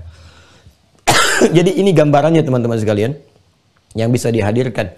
Baik dari berbagi sifatnya, bisa makanan, bisa macam-macam dan seterusnya. Golongan-golongannya itu ada tetangga. Kalau sudah tetangga, ya tetangga misalnya kanan dengan kiri, itu kita nggak ngelihat lagi apa agamanya. Ya mungkin tetangga Anda ada yang non Muslim, apakah yang Kristen, yang Hindu, yang Buddha, jangan dilihat agamanya. Begitu ada makanan bagi, kan? Ada buah-buahan bagi dan seterusnya. Ya, itu teorinya, teori dasar. Jadi di sini sudah nggak ngelihat unsur siapa, misalnya keyakinannya apa, ini apa, tidak. Ya tidak. Tapi nanti ada spesifik yang terkait dengan pemberian yang diikat oleh nilai-nilai iman. Artinya mesti diberikan kepada insan beriman. Ya, kayak misalnya hal-hal yang terkait dengan yang tadi saya sampaikan. Ya, ini kan ada pesantren, madrasah misalnya. Ya, kemudian nanti ada perangkat-perangkat yang memang digunakan insan beriman kayak masjid misalnya kan dan seterusnya. Ya, ini gambarannya teman-teman sekalian. Nah, kalau sudah paham ini, tinggal sekarang kita praktikkan menuju Ramadan. Peluangnya kan ada 30 hari lah, 29 sampai 30 hari. Di Ramadannya. Berarti kurang lebih 30 hari ini akan ada peningkatan pahala yang lebih daripada batas standar ini. 700 ini, lebih daripada itu. Akan ada peluang terampuni dosa yang lebih dari standar. Ada peluang dapat solusi-solusi dari persoalan dan sebagainya. Dan di antara caranya adalah dengan infak. Maka apa yang kita siapkan? Infak itu kan amalan terencana. Maka dari itu sekarang rencanakan. Nggak harus dipikirkan kemudian apakah dengan uang, dengan ini, tidak. Coba cek sekarang sih berapa banyak pakaian yang sudah dikoleksi. Dari pakaian itu. Yang mungkin bisa disiapkan untuk berbagi. Ya kan? Berapa banyak anggaran yang bisa kita siapkan. Yang penting, ini, saya mau patuh. Allah suruh infak, saya infak. Kemampuan saya 1000 setiap hari. Alhamdulillah. Cari dulu sekarang. Cari sekarang. Ya, kan mesti ada waktu sebulan lebih. Ya, alhamdulillah. Saya mau cari 30.000. 30.000. Supaya nanti setiap hari saya bisa keluarkan 1000, 1000, 1000, 1000. Alhamdulillah, dapat. Ya, nggak usah lihat orang lain. Ya, nggak usah lihat orang. Karena Allah itu nggak lihat nominal. Yang dilihat oleh Allah itu ini kedalaman hati, keikhlasan. Ya. Jadi orang mau infak 1 triliun, 1 miliar, 1 juta, 10 juta, dan sebagainya. Itu yang dilihat tuh kedalaman hatinya nih, keikhlasannya. Ya, ikhlas, Masya Allah, tak terlukis, tak tergambar pahalanya. Ya, kemudian ya tidak ikhlas ya nggak ada nilai, nggak ada nilai. Ya, orang-orang yang menyiapkan dari awal, dari sekarang, kayak siap-siapin tuh, siap untuk Ramadan. Ya, per hari misalnya mau apa nih, mau makanan. Itu kan, kalau mau kurma nggak apa-apa nanti kirim ke masjid misalnya kan, hari ini besok saya mau kirim jeruk dan seterusnya. Kita siapin dari sekarang, khusus Ramadan nih sekarang mau nyiapin. Ya awas ya, saya bicara infak yang sifatnya ini nih, turunan-turunan ini. Kalau yang zakat harus lihat haul, awas ya, haul dan nasab udah oke kan, tapi haulnya coba cek pas tahun nyampe itu. Kalau nyampenya bukan Ramadan, jangan diundur ke Ramadan. Ya, jangan menunda-nunda. Kalau memang Rajab keluar, keluarkan sekarang. Jangan nanti sekalian Ramadan dapat pahala besar. Pahala dapat, dosa juga dapat karena nunda-nunda. Ya, awas hati-hati tuh. Dan orang sudah menunggu haknya. Zakat itu kan kewajiban, berarti ada yang hak. Ada yang menunggu haknya. Ya, menunda hak orang lain itu dosa. Dan nilainya besar sekali. Makanya kalau sudah jadi hak orang lain untuk didapatkan, jangan ditunda-tunda, diundur-undur. Ya, apalagi mundurnya terlalu jauh misalnya. Ya, itu tidak diperkenankan. Ya, tidak diperkenankan. Baik ya, teman-teman sekalian. Jadi, yang saya maksudkan ini coba disiapkan untuk amalan-amalan sunnah yang bisa dimaksimalkan saat Ramadan. Jadi dari sekarang disiapkan. Potensi untuk infak apa nih yang bisa saya siapkan? Kita bicara Ramadan ya. Jadi kalau kita bicara Ramadan, kita siapkan. Alhamdulillah kalau saya mau misalnya anggaran sekian. Setiap hari begini. Nanti tinggal dicek aja. Mau disalurkannya ke apakah masjid, untuk bukaan, ya, atau nanti untuk itikafnya, atau untuk anak yatim, ya, atau untuk duafa dan sebagainya. Tinggal Anda cek. Dari sekarang disiapkan. Dan ketika menyiapkan saat ini untuk persiapan Ramadan, dieksekusi, itu pahala sendiri. Baru niat aja udah dapat pahala. Ya, begitu dikerjakan tuh Masya Allah ada lagi. Begitu tiba waktunya tinggal dieksekusi. Ini maksudnya, jadi terencana, tahu apa yang harus dilakukan. Kita punya program. Kemarin udah Quran, infaknya udah ada. Nah, terus apa lagi? Nanti besok. Kan baru 2 kan? Baru 2. Jadi Kalau kita siapkan dari sekarang, maksud saya nanti terukur. Ramadan tahu pos mana yang harus disiapkan untuk amalan harta. Oh ini pakaian sudah siap nih, yang ini. Dilihat dah, yang kira-kira kita aja sebetulnya, Masya Allah gitu, pakaian masih cukup untuk dipakai ini. Kenapa harus banyak seperti ini misalnya kan, yang mungkin orang lain bisa pakai. Ya, dan Masya Allah cobalah kasih anak yatim pakaian yang indah, yang bagus. Atau kalau mau lebih terasa nikmat, enak, ada yang satu hari pengen bukanya dengan anak yatim, misalnya kan, booking satu restoran, wah, masukin tuh ke situ. Itu Masya Allah, lihat tuh wajah mereka tuh, yang senang, yang ceria, wah, berapa banyak malaikat menyertai itu. Ya, dan niatkan, dan biasanya kalau sudah begitu, jadi terbawa pengen terus gitu. Ya, makanya di zakat itu menggunakan kata ita, wa ita iz zakat. Atau perintahnya wa atuz zakah, wa aqimus shalah wa atuz zakah di Al-Baqarah ayat 43. Ita itu tahu nggak artinya? Ya. Ita itu menyampaikan sesuatu secara langsung, ya, bila memiliki kemampuan melakukannya dengan perasaan yang tulus. Ya. Jadi kenapa kata zakat itu menggunakan kata wa atuz zakah di awalnya? Ya, untuk memberikan kesan, pastikan bahwa apa yang harus diberikan itu diterima, gitu kan, oleh orang yang berhak menerimanya. Kalau punya kemampuan, langsung berikan. Nah, langsung memberikan ini kalau punya kemampuan, ya, artinya kemampuan itu bukan hanya kemampuan harta ini itu, tidak.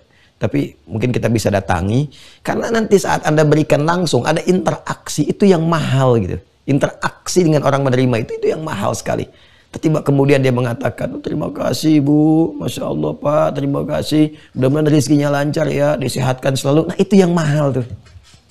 Mungkin yang keluar cuma 10.000, yang keluar 50.000, tapi apa yang mengalir di lisan mereka itu yang mengguncang aras tuh, yang menghunjam kepada hati kita tuh.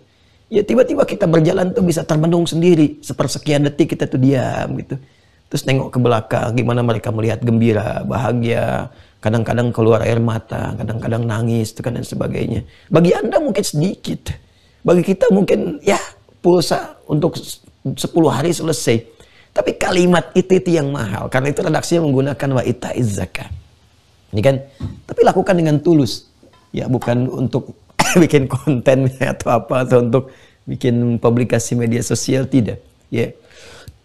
Kecuali kalau untuk kita share tentang keadaan yang bisa menjadi inspirasi, wa amma bi ni'mati rabbika fahaddits, atau mengajak orang untuk berkontribusi pada kebaikan, itu hal-hal yang lumrah bisa dilakukan. Nah, ini gambarannya teman-teman sekalian. Jadi saya persingkat secara singkatnya adalah siapkan dari sekarang pos untuk berinfak khusus untuk bulan Ramadan yang peluangnya sangat dibuka selebar-lebarnya.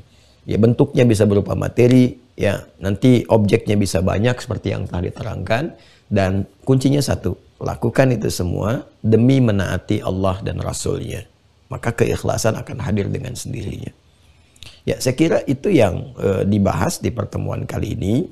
Nah, nanti besok kita akan coba keluarkan beberapa ragam kebaikan-kebaikan lain yang bisa diturunkan. Kan besok itu di antara poin yang ketiga, kan ada 5 poin kan? Ya, 1 Quran sudah, yang kedua ini terkait dengan sedekah, yang ketiga kan menyemarakkan kebaikan dengan konteks sodakoh. Nah, apa saja tuh yang bisa kita turunkan?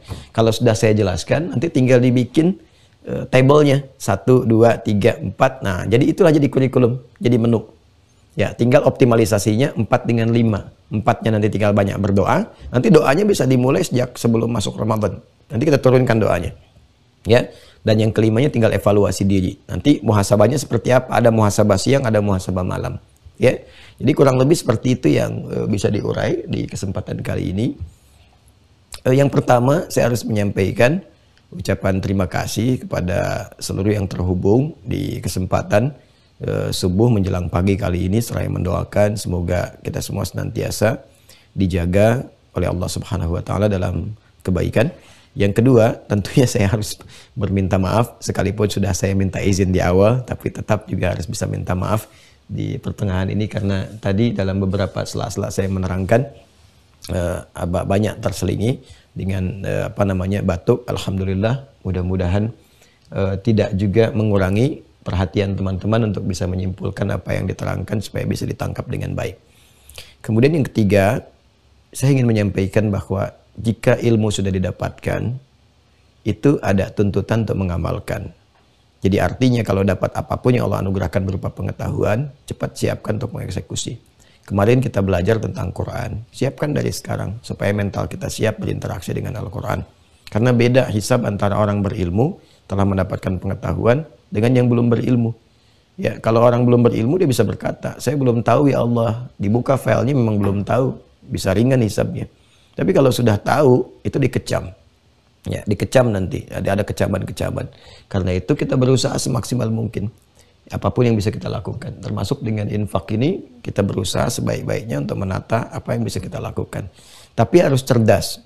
Ya, cerdas itu jangan sampai terbawa pada nuansa bahwa infak itu harus selalu uang gitu kan. Atau harus juga melampaui batas kebutuhan. Itu nggak boleh seperti itu. Karena ada prioritas. Ingat ada yang wajib loh.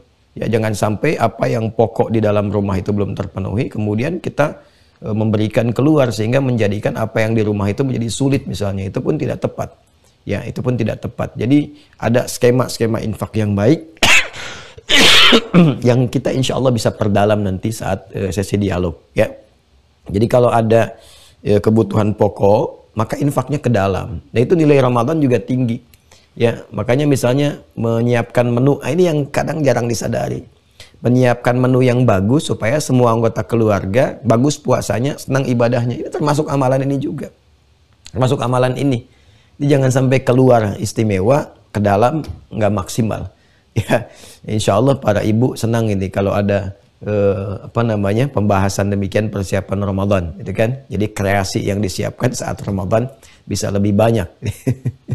Terima kasih untuk perhatian di hari ini. Terima kasih untuk kebersamaan kita belajar di kesempatan kali ini. Semoga mendapatkan rahmat Allah Subhanahu wa taala. Kemudian saya melihat masih ada peluang teman-teman untuk masuk ya di akun Mira itu untuk angkatan yang kedua ini. Itu pembuka kuotanya nggak terlalu banyak. Saya lihat tuh hanya sekitar 500-an gitu ya untuk pembuka awal saja sampai ke Ramadan. Nah, sedangkan yang sudah masuk ini insya Allah sedikit lagi sudah ada penyempurnaan. Jadi kalau sudah ada, tolong nanti kalau ada data-data diisi ya. Ya, data-data itu penting nanti tujuan yang paling pokoknya itu adalah untuk dua hal. Yang pertama terkait dengan spesialisasi nanti. Karena setelah teman-teman ngaji umum itu, nanti ada kelas-kelas spesialisasi. Jadi di situ kalau ditanya misalnya profesi apa, dimasukkan saja. Jadi nanti untuk dibikin kelas-kelasnya 1, 2, 3 ada apa saja ini. Ya, yang kedua supaya memudahkan saya menyusun kurikulum. Jadi nanti kalau misalnya profesinya ada yang terkait misalnya di bidang kesehatan, jadi saya bisa membuat kurikulumnya dengan lebih mudah. Ya, ini kesehatannya bidang apa, ada dokternya apa lagi nih, ini A, B, C. Nanti kita turunkan ayatnya apa, hadisnya apa, nanti risetnya apa gitu, punya kelas sendiri di situ. Ya, kalau mahasiswa nanti kelasnya kelas ilmuwan, kelas umum kita masukkan.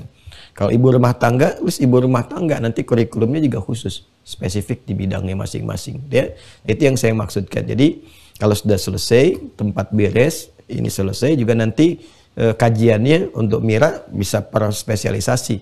Ya, kalau sudah yang pokok-pokok selesai. Yang pokok belum selesai, sholat aja kan baru berdiri, belum ruku-ruku kita nih. Baru berdiri, rukunya kan belum. Ya, nanti kita selesaikan dulu. Kalau ini udah selesai, puasa selesai, berarti kan babnya tinggal sholat, zakat dengan haji dan umrah. Ya, haji dan umrah mudah-mudahan nanti tempat selesai kan langsung praktek latihan manasik. Ya, kita nggak pakai metaverse, nggak pakai metaverse ya, kita langsung nanti undangan teman-teman diundang. Ya, mudah-mudahan pas pesantren selesai kan ada miniatur untuk haji dan umrah, ada miniaturnya. Nanti kita tunjukkan seperti apa tawaf dan sebagainya dan seterusnya. Mudah-mudahan Allah berikan kelancaran untuk semuanya. Terima kasih untuk perhatian di hari ini. Semoga Allah sekali lagi berikan ketentraman dalam kehidupan kita. Allahumma taqabbal minna innaka antas sami'ul alim wa tub 'alaina innaka antat tawwabur rahim. Allahumma rabbana atina fid dunya hasanah wa fil akhirati hasanah wa qina adzabannar. Ati anfusana taqwaha wa zakkiha anta khairu man zakkaha anta waliyuha wa maulaha. Allahumma sallallahu ala sayyidina Muhammad wa ala alihi wa sahbihi ajma'in. Atina fid dunya hasanah fil akhirati hasanah wa qina adzabannar. Subhanakallahumma wa bihamdika nasyhadu an la ilaha illa anta nastaghfiruka wa natubu ilaik. Walhamdulillahirabbil alamin. Sebelum saya akhiri dengan salam, untuk sesi besok nanti diikuti saja ya, karena saya melihat kondisi, bukan kondisi kesehatan. Kalau kesehatan saya mampu, saya teruskan. Itu tidak ada masalah. Yang saya lihat adalah besok karena saya harus ke lokasi pesantren. Kalau berangkatnya ternyata bersamaan dengan waktu-waktu dini seperti 6:30 atau jam 6, maka kita nanti barangkali akan besok libur atau dialihkan dulu ke waktu tertentu. Tapi kalau berangkatnya agak waktu jeda setelah ini, insya Allah kita berlanjut besok untuk live kembali. Terima kasih teman-teman semuanya. Assalamualaikum warahmatullahi wabarakatuh.